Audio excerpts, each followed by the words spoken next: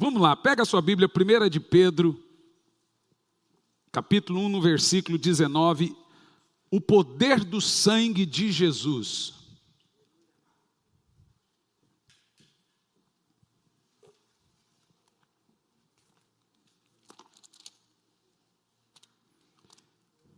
Pastor, por que o senhor está trazendo a Bíblia? Para incentivar os irmãos a ler a Bíblia.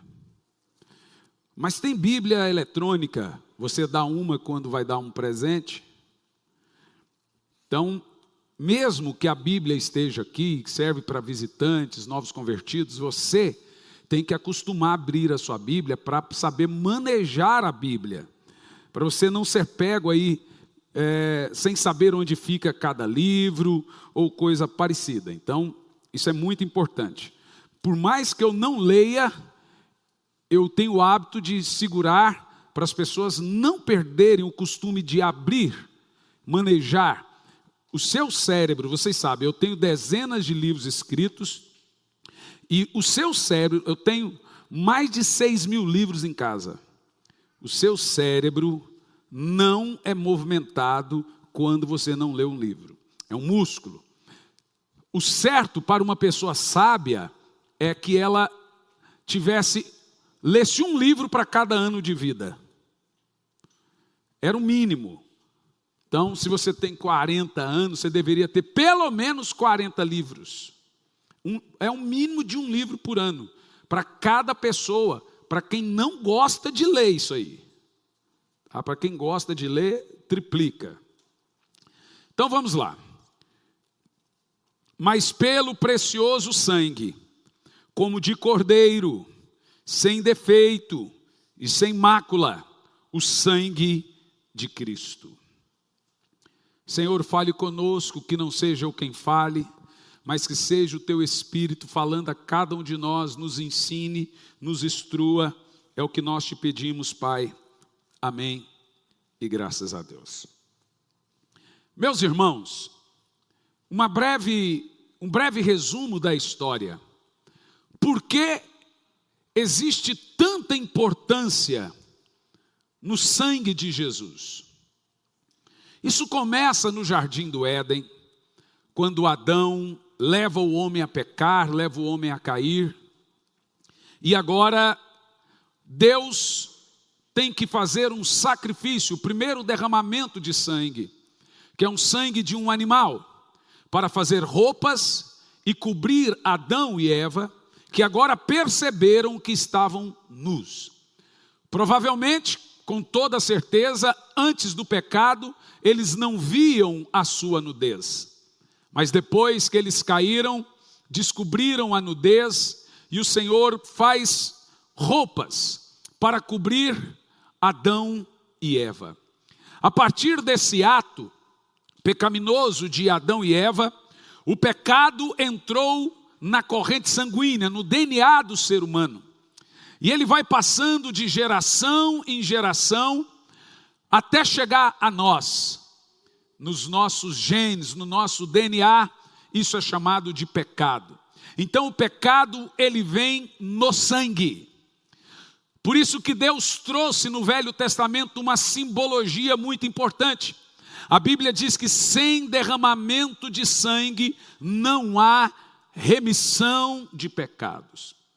Em Hebreus, no capítulo 8, nos conta como funcionava isso no Velho Testamento. Um cordeiro de um ano, todo ano, numa festa chamada Yom Kippur, uma festa de 7 dias. É chamado festa do perdão. Os pecadores tinham que levar um cordeiro sem defeito, um cordeiro sem mancha, até o sumo sacerdote.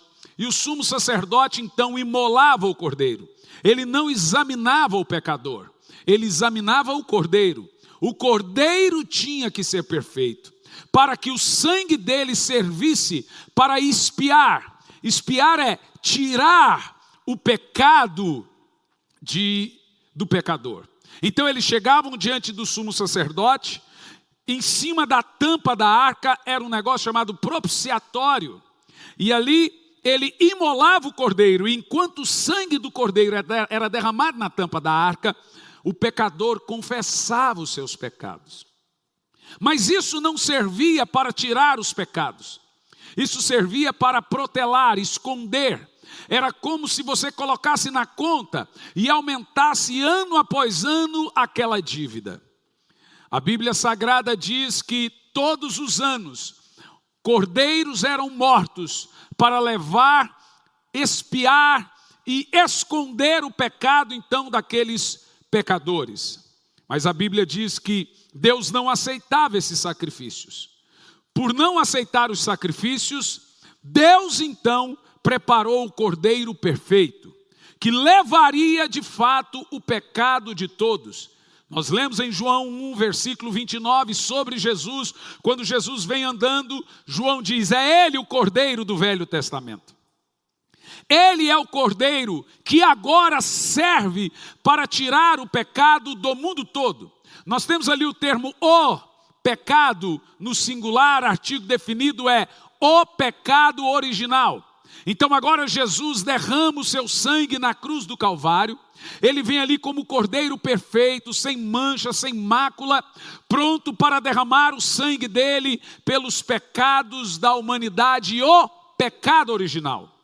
A partir de então, toda aquela pessoa que entrega a sua alma e sua vida a Jesus, que desce a água e é batizada, ela recebe uma outra natureza.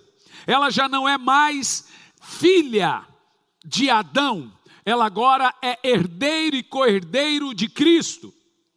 Ela recebe no seu sangue o DNA do Cordeiro de Deus. Então agora você percebe que o batismo é como uma aliança de sangue. É tirado de você a velha natureza, a natureza pecaminosa, e colocado no seu DNA o sangue do Senhor Jesus. Eu já preguei aqui algumas vezes, mas vou repetir, que o sangue e o nome de Jesus são presentes dados à igreja. São obras do Cristo a cada um de nós. Por exemplo, o nome de Jesus e o sangue de Jesus são duas armas em nossas armaduras cristãs. O nome de Jesus é uma arma de ataque e o sangue de Jesus uma arma de defesa. A Bíblia diz, Jesus diz: no meu nome enfrente os demônios, no meu nome cure os enfermos, no meu nome vá, no meu nome faça, no meu nome. Então com o nome de Jesus você ataca. Mas a Bíblia também diz que nós vencemos, nos protegemos, somos perdoados, somos restaurados pelo sangue do Cordeiro. E com o sangue, é como se o sangue fosse um escudo e o nome fosse uma espada. Não é? Então com o sangue você se defende, com o nome você ataca, com o sangue você se defende e com o nome você ataca. Por que é importante nós entendermos a simbologia do sangue de Jesus?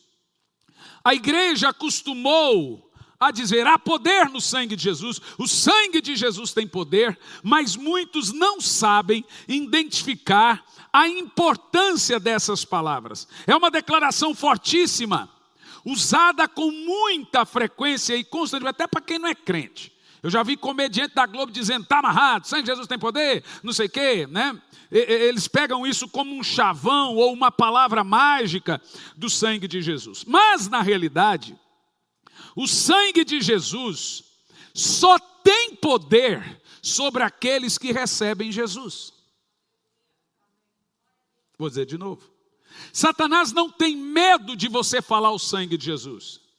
Satanás tem medo de Jesus, que deu poder ao sangue dele sobre aqueles que o receberam. Então não existe uma mágica, não é um pozinho, não é um aerosol. Sangue de Jesus, sangue de Jesus, estou protegido. Não, o sangue de Jesus só tem poder por causa de Jesus. Jesus deu tanto poder ao nome e ao sangue dele, como tinha no corpo dele quando ele andou aqui. Então agora, tanto o nome como o sangue só terão poder se você tem a pessoa de Jesus na sua vida. Se você não tem, não há poder algum sobre você. Não imagine que o diabo morra de medo de você falar. O diabo tem medo do sangue de Jesus, o sangue de Jesus espanta Satanás, ele serve para perdoar, ele serve para espantar, se você tem fé no Cristo. Senão, não resolve. Ou seja, você conhece o poder do sangue de Jesus? Você sabe no que se consiste o poderoso sangue de Jesus? Você sabe como usar o poderoso sangue de Jesus? Você consegue usar? Para que ele serve a cada um de nós? Em primeiro lugar, à guisa de introdução, o sangue de Jesus na Bíblia tem poder do perdão.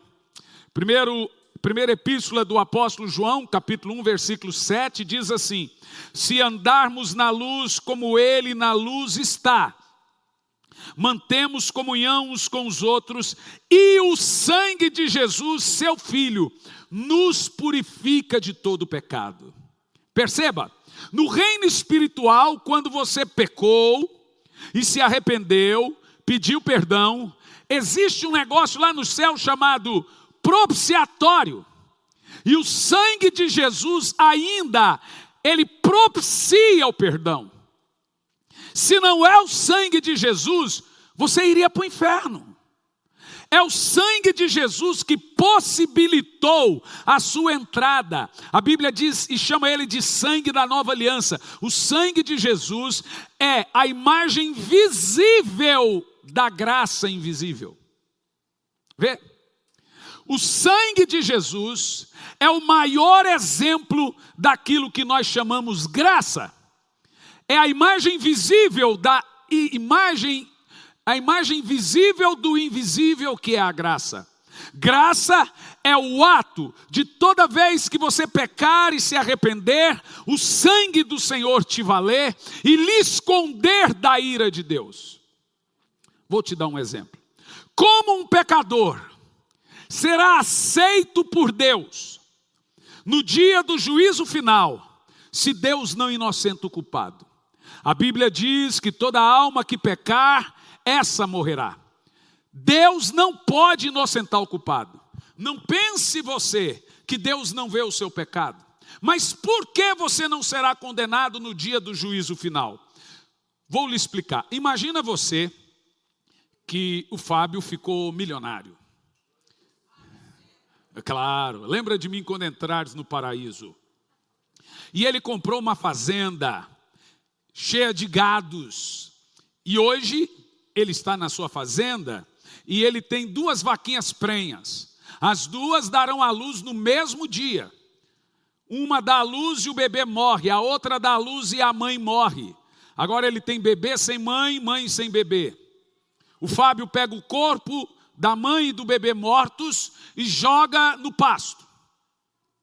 Agora ele pega, fala, olha, esse bebê aqui tem cara de filho, jeito de filho, parece com filho, então vou levar para a mãe que não tem filho. A mãe olha e fala assim, ó, parece, nasceu, deve ser meu filho.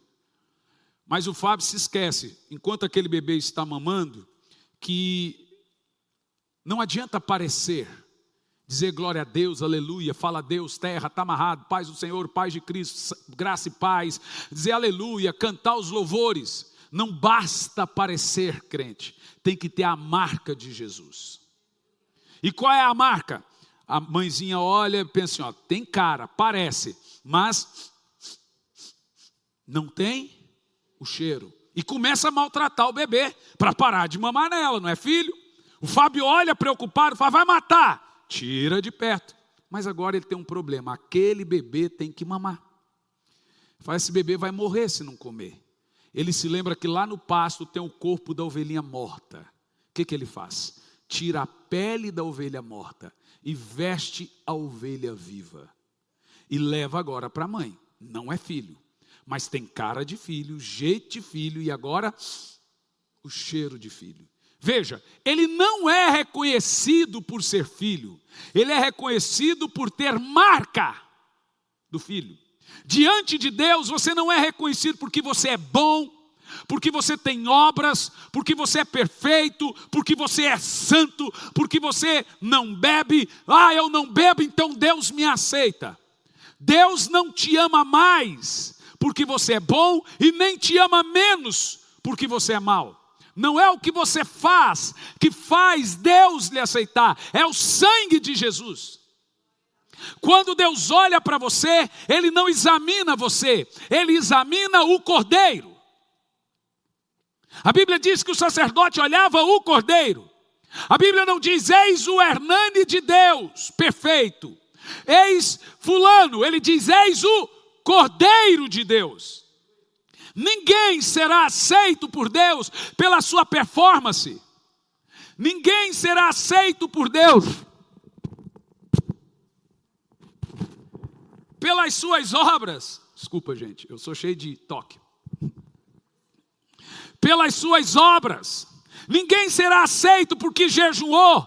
Tudo isso é importante. Lembra, nós pregamos uma série sobre a eternidade, falando sobre recompensas. Agora estamos falando sobre ser perdoado, sobre ser salvo. E a atitude de perdão e salvação não tem a ver com o que você faz, tem a ver com a sua fé no Cordeiro de Deus.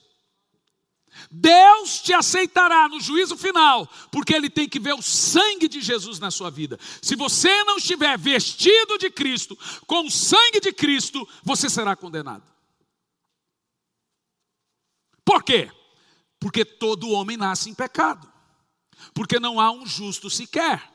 Porque todos pecaram e se extraviaram e se fizeram inúteis. A palavra inútil é mente depravada. Não há um resquício do homem que possa fazê-lo ser salvo por seus feitos e suas obras. Só a graça, que significa favor imerecido, nos leva ao Senhor. Sem o sangue de Jesus não há salvação. Não importa o que você faça, nada pode comprar a sua entrada no céu, a não ser o sangue do Cordeiro. Por isso que diante de Deus, a Bíblia diz que Deus olhou, Isaías 53, o sacrifício de Jesus e ficou satisfeito. Ele não olhou o meu, Ele olhou o sacrifício dele. E Deus está satisfeito com a obra da cruz.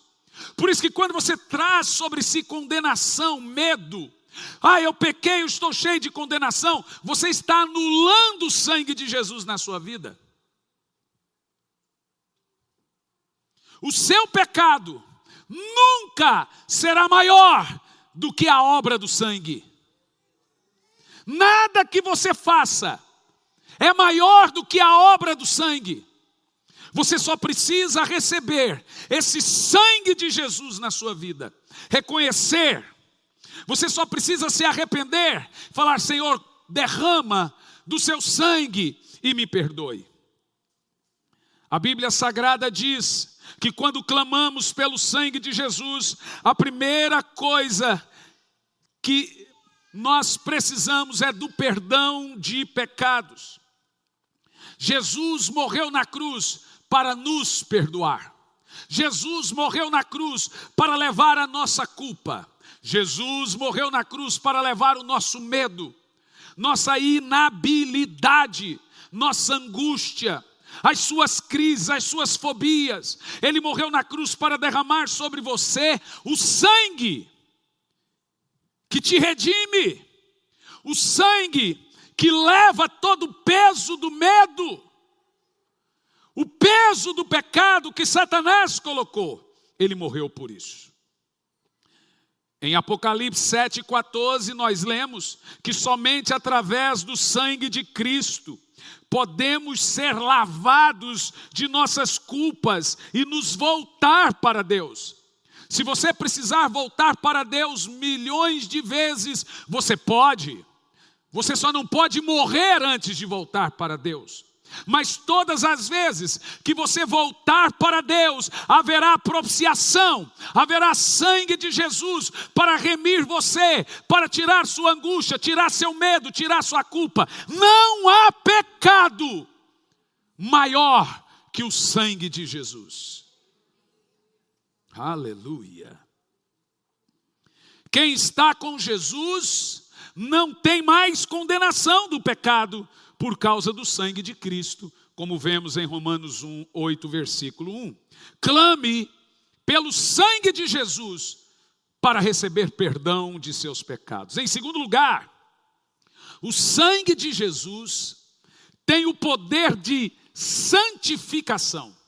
Primeiro, ele tem o poder de perdão, mas agora também ele tem o poder de santificação. Em Hebreus 9, versículo 14, nós lemos: muito mais, o sangue de Cristo, que pelo Espírito eterno, a si mesmo ofereceu sem mácula a Deus, purificará a nossa consciência das obras mortas para servir a Deus. Veja bem, existe uma diferença entre pecado e impureza, senhores. O que é pecado? Pecado é transgredir as leis morais de Deus. É isso. Pecado é quebrar os 10 mandamentos. Qualquer lei moral que você transgrediu, ali você comete um terrível pecado. Passou disso, você pode dizer que é pecado? Não. Mas passou disso a impureza. O que é impureza? Impureza é aquilo que entra voluntariamente e involuntariamente na sua alma ou corpo.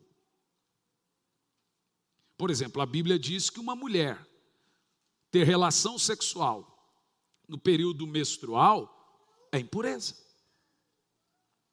Você quer ver exemplos de impureza? Nós, crentes, somos expostos à impureza, involuntariamente. Você vai no cinema, tem uma música lá. Aquela música que você está no clube, no cinema, no lugar, é pecado? Não é. Mas ela está entrando na sua alma sem que você queira. Ouvir música secular é pecado? Não. É impureza. Você vai para o inferno? Não. Mas você vai, à medida do possível, com nível de música. Eu já vi crente que passa a vida ouvindo funk pancadão, aqueles bem nojento. Isso é mais do que impureza, isso é brega. É ridículo. Mas veja, o que é impureza? Impureza é falar palavrão. Impureza é alguns filmes que a gente assiste. Tem algum problema nisso? Qual é o problema? A impureza você lava com água. O pecado você lava com sangue. Entendeu o que eu disse? O sangue é para santificação. A água é para limpeza. A água é o Espírito Santo. Como é que funciona? Quando você passa longos períodos assistindo um filme e tem música, ou no meio de alguém, você não é aquele crente xarope que não fica com os familiares porque você é santo demais, arrota em línguas. Mas você está ali, todo mundo falando um monte de coisa, o que você faz? Ore depois, busque o Espírito Santo, se lave com a água do Espírito. O problema não está no nosso dia a dia, o problema é que nós não nos purificamos com o Espírito, gente. Nós estamos à mercê da vida. Como é que nós vamos viver sem impureza? É quase impossível. Voluntariamente não dá, mas involuntariamente estamos sujeitos. Você vai aí nesses clubes da vida, eu não sei porque todo clube tem que pôr forró ou tecnobrega. Parece que é uma lei de clube nacional. Só roda forró e tecnobrega. Misericórdia. Eu estava num clube, cheguei no Paraense, falei, velho, por que vocês põem só esses forró aí, velho? Aí o cara falou, porque eu sou do Pará. Falei, então eu sou de Goiás, põe aí um modão aí, põe aí um missáter aí, põe aquele hino da harpa. Ando devagar, porque já tive pressa, né? O cara falou, mas eu não sou de Goiás. Falei, mas você está em Goiás, põe logo a música, põe. Veja, nós podemos dizer que certas coisas são pecado. Tem coisa que é pecado, gente. Tudo que ofende a santidade e a moral de Deus é pecado. Pecado é transgredir as leis morais de Deus. Impureza é tudo que esfria você no seu relacionamento com o Espírito Santo. Agora, você tem que ponderar. Convém. Por isso que Paulo diz, não é pecado, mas convém. Aquilo que afasta você de Deus, não convém. Não podemos dizer que é pecado, que seremos legalistas. aonde a Bíblia se cala, a gente se cala. Onde ela fala, a gente fala. Mas devemos pregar com seriedade. Irmão, se você continuar nisso, você vai se esfriar. Se esfriando, aí você vai cometer pecado. Vê? Um abismo chama outro abismo. Então o sangue de Jesus, ele serve para a santificação. Ele serve para preparar você, para derramar sobre você um nível de tirar todo o pecado da sua vida. Para o ser humano é impossível ser santo. Vou dizer de novo. É impossível ser santo, mas pelo sangue de Jesus, nós conseguimos alcançar, pelo sangue de Cristo. Segunda carta do apóstolo Paulo aos Coríntios 5:17, nós aprendemos que quando recebemos Jesus, nós nos tornamos uma nova criatura e o passado já não conta mais. Ou seja, pelo sangue de Jesus nós encontramos a libertação de vícios, maus hábitos e quaisquer outros pecados que acontecem. Pelo sangue de Jesus nós recebemos essa libertação. Clame o sangue de Jesus para receber santificação. Mas em terceiro lugar, o sangue de Jesus tem o poder de comunhão. Glória a Deus. Primeira carta do apóstolo Paulo aos Coríntios 10:16. Porventura, o cálice da bênção que abençoamos não é a comunhão do sangue de Jesus? É esse cálice que Paulo está falando. Por isso que crente não perde ceia. Não perde, gente. Se você não toma ceia, você está sem o cálice da bênção da comunhão. Isso não é somente um símbolo, não é só um símbolo, não, senhor. A Bíblia disse, por não discernir o corpo de Cristo aqui, pão e o que representa o sangue, há muitos fracos, doentes e mortos. Mortos primeiro espiritualmente e depois até fisicamente. Você tem que sempre participar da ceia. Sempre. É como se você tomasse uma vitamina no seu corpo. E essa aqui é uma vitamina espiritual de fortalecimento. Isso é uma rememorização do que Jesus fez por nós na cruz do Calvário. Quando eu tomo o cálice, eu estou dizendo, não há mais condenação, não há mais culpa, eu posso vencer esse pecado, eu não estou caído, Jesus levou sobre si, então o pecado não pode me dominar. Há uma mensagem por detrás disso aqui. E a mensagem é, não há condenação para aqueles que estão em Cristo. Isso aqui é chamado de novo caminho. Isso aqui é chamado de nova aliança. Isso aqui é chamado de trono da graça. Isso aqui é chamado de perdão. Isso aqui é chamado de justificação. Isso aqui é chamado de nova criatura. Aleluia!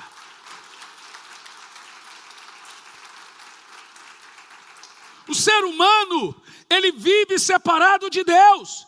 E o que separa você de Deus é o seu pecado. São os vossos pecados que fazem separação entre vós e Deus. Mas pelo novo e vivo caminho, que é o sangue da nova aliança, temos entrada a essa graça. Podemos entrar sem medo e entrar na sala do trono. Pelo sangue dizer, papai, estou aqui. Sem medo do juízo, sem medo da ira, entre pelo sangue. Aleluia, glória a Deus.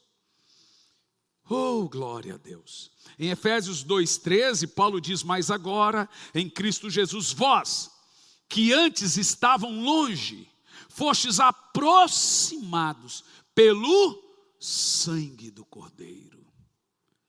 Precioso sangue. Meu Deus, que sangue. É tremendo falar do sangue. Tem 3 temas que eu amo: o nome, a cruz e o sangue. Oh, quanto poder tem no nome, na cruz e no sangue de Jesus. Que coisa tremenda. Clame o sangue de Jesus para ter comunhão com Deus. Vê? Nada do que Deus faz por você é por sua causa. Tudo tem a ver com Cristo. Aleluia.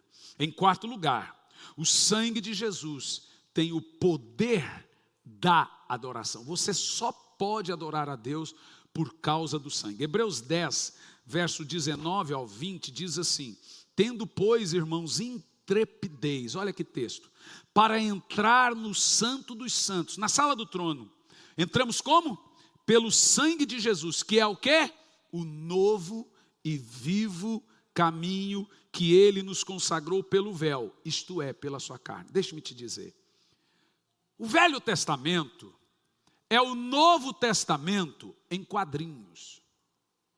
Hebreus 10, primeiro diz que todas as coisas no Velho Testamento, na lei, são apenas sombras, um reflexo, um simbolismo do que viria no Novo Testamento.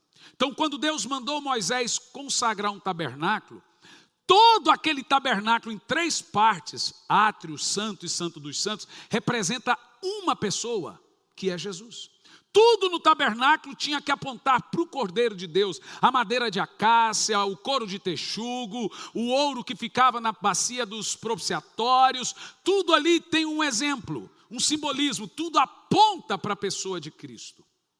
E agora o tabernáculo, ele tinha um véu que separava o santo do santo dos santos. Só o sumo sacerdote podia entrar no santo dos santos. E ele entrava com uma cordinha amarrada e um sininho. Por quê?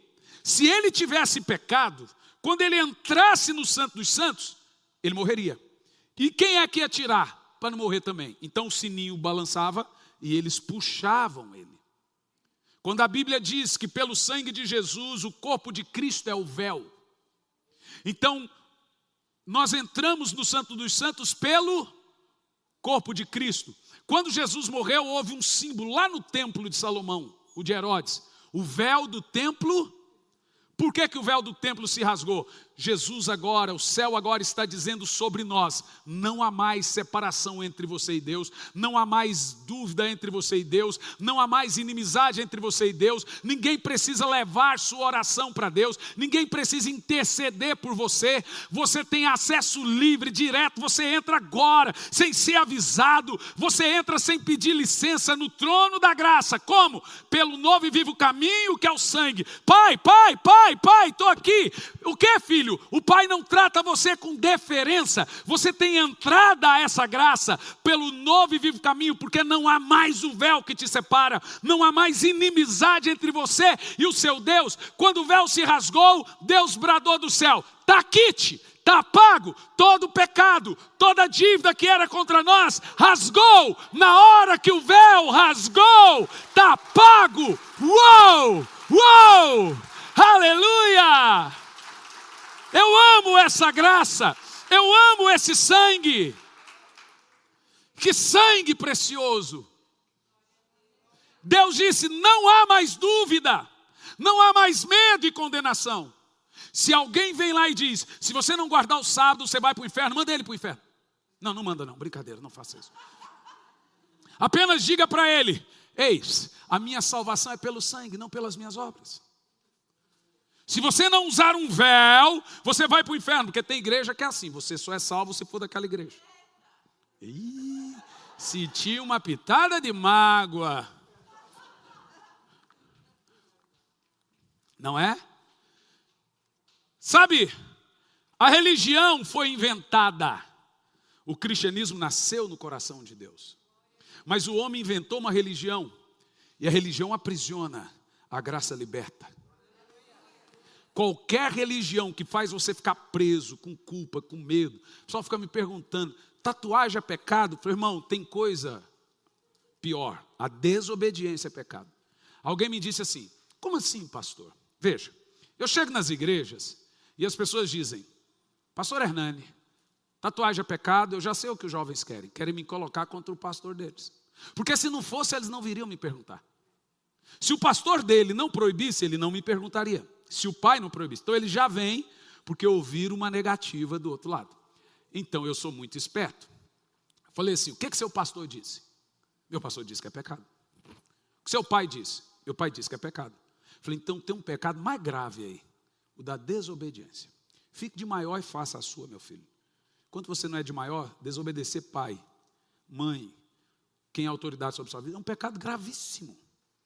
Aí alguém me escreveu, mas eu tenho que obedecer o pai dentro do legalismo deles? Tem, se é de menor, tenho que obedecer o pai e a mãe. Não importa. Se ele diz que não é para pôr, acabou.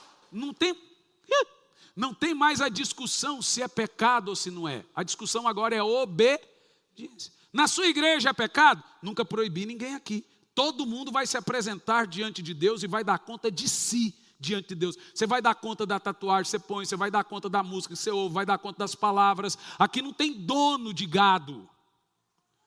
Todo mundo aqui é maduro. Mas o que o senhor fala sobre tatuagem? Eu já disse. O que a Bíblia fala sobre tatuagem? Responda. Nada. Nada. O problema dessas coisas vai além da discussão. É o escândalo. Gente que posta no store bebendo, fazendo. Irmão, para quê? A Bíblia diz, se um irmão novo na fé olhar você bebendo e desviar, aí você pecou, aí cometeu um pecado grave. Porque você fez alguém tropeçar. Aí a coisa é gravíssima. Mas você tem que entender que, mas o problema é dele. Não, Paulo diz, se comer carne escandaliza meu irmão, o problema é dele. Não, ele disse, então não vou comer. Não vou comer. Alguns anos atrás, o líder de jovens da comunidade de Alcance, louco também, estava meio drogado nesse dia, chegou na igreja e pôs um octógono dentro da igreja. Ó, a erva que ele puxou estava estragada. Pôs um octógono dentro da igreja e o UFC. E o povo está lá, pá, um tatame, o tal. Chegou um grupo de jovens e falou, pastor, eu não esperava isso da igreja e me escandalizei. É pecado? Não é pecado. Aí o que o pastor fez? Você se escandalizou? Então você nos perdoe, não vai ter mais. Não é porque é pecado. É porque nós não podemos ser pedra de tropeço para os pequenos na fé. O camarada vem para a igreja, o marido bebe, espanca, e chega e vê o irmão bebendo. É grave isso, gente. O cara demorou anos para se libertar do álcool. Mas agora ele descobriu que na igreja todo mundo bebe. Para que se libertar do álcool? É ou não é? É testemunho, não tem a ver com pecado, meus amados. O cara é um safado, é um tarado. Você tem que esconder a perna da mesa para ele não ver. Tapar, sim, a perna da mesa. Esconde a perna da mesa. Aí ele vem na igreja e a irmã está com aquela roupa. Ele fala, adoro, que igreja! O cara vai amar a igreja, claro. E aí essa irmã está desrespeitando aquela irmã que chora porque o marido é um jaguara. Não é pecado, tudo na cabeça do que é pecado, pecado. E o exemplo, e o testemunho, e o respeito pelo próximo. Onde é que fica? Tem coisa mais séria, gente. O sangue de Jesus levou o seu pecado, mas não seu caráter.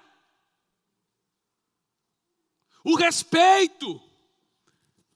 É igual gente que só quer cantar música velha na igreja. Se dependesse de mim, só tinha música do tempo do Bonfa. Sempre vou lembrar. Cadê o Jean Giovanni? Não é assim que canta. Só tinha isso. Mas igreja tem gente nova convertida, gente velha de igreja, novos. Então, você tem que entender que há todos os gostos.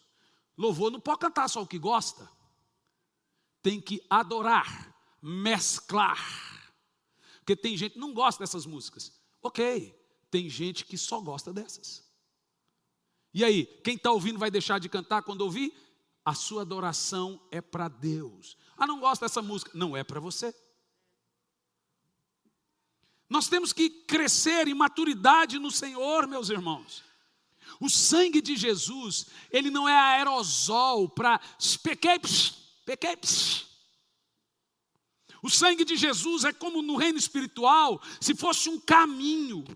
É pelo sangue que eu entro no trono sem morrer. Lembra da novela de Esther? Vocês não assistem novela da Record? Irmão, assista, é tão bom. Vai ter a Gênesis agora, vai ter Nefilim.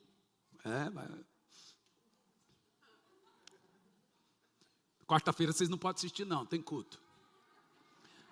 Na novela Esther, lembra a história do Assuero? Se ela entrasse na sala do trono sem ser anunciada a ela, a rainha, lembra? A Vasti foi destituída do trono porque entrou sem ser chamada na sala do trono. Aí tiraram, ela não era mais rainha Vasti. Aí Esther, quando o povo dela estava em perigo, ela entrou na sala do trono. Só tinha uma maneira de você não morrer. Se o rei estendesse o cedro, você tinha que tocar no cedro. Significa que ele lhe deu clemência. Esther entrou. Assuero, que era chonadão, parado na dela. Chegou os soldados, já foram com a espada para matar a rainha. O que Assuero fez? Você vê, tinha lei, mas tem uma coisa acima da lei: a misericórdia e a graça. A lei é que a rainha deveria morrer, mas o Assuero estendeu o cedro, falou: toca no cedro, ela tocou, pronto. A partir daquele dia ela não precisaria mais pedir para entrar no trono. A Bíblia diz que o Senhor estendeu a nós o seu cedro de justiça. Você parou para pensar na gravidade disso? Eu estou tão mal por causa dos meus pecados. Se arrependa. Fala: Senhor, estenda seu cedro para mim. E ele já está com o cedro estendido e você toca. Esse ato é pelo sangue de Jesus, que é o novo e vivo caminho. Tendo, pois, irmãos, confiança para entrar no Santo dos Santos. Como? Pelo sangue de Jesus, que é o novo e vivo caminho. Glória a Deus. Aleluia. Em Hebreus 10, no versículo 20, diz para chegarmos até Deus como adoradores que o adorem em espírito e em verdade. João 4:24 diz que nós entramos por causa desse sangue. E hoje nós temos liberdade para adorar ao Senhor onde, qualquer lugar em oração é terra santa. Aonde você ora é terra santa. Há poder no sangue de Jesus. Primeiro, carta do apóstolo Pedro 1:2, eleitos, segundo a presciência de Deus, Pai, em santificação do Espírito, para a obediência e aspersão do sangue. Sem o sangue nós não somos nada, meus irmãos. Glória a Deus. Você pode levantar sua mão e agradecer pelo sangue de Jesus. Oh, glória a Deus. A bênção do poder do sangue de Jesus nos traz o perdão, a santificação, a comunhão e a adoração entre as incontáveis bênçãos conquistadas por Cristo na cruz do Calvário. Existem 7 qualificações do sangue. A primeira, o sangue é o preço da redenção. A segunda, presta atenção, o sangue é a base fundamental do perdão. A primeira, o sangue é o preço da redenção. Deus exigiu que o sangue fosse derramado para que você fosse salvo. Em terceiro, o sangue é o fundamento da nossa justificação. Em quarto, o sangue de Cristo é o alicerce da paz. Glória a Deus. Essa paz não é paz de Deus, não é paz com Deus apenas, é a paz de Deus. É a paz que você tem no Espírito. Você pode morrer, pode acontecer o que for, você está salvo por causa do sangue. Em quinto, o sangue é a base da minha purificação. Eu amo isso. Em sexto, o sangue garante acesso a Deus. E em sétimo, o sangue eleva a nossa comunhão com Deus a nível de família. Eu sou família por causa do sangue. Teu sangue leva-me além.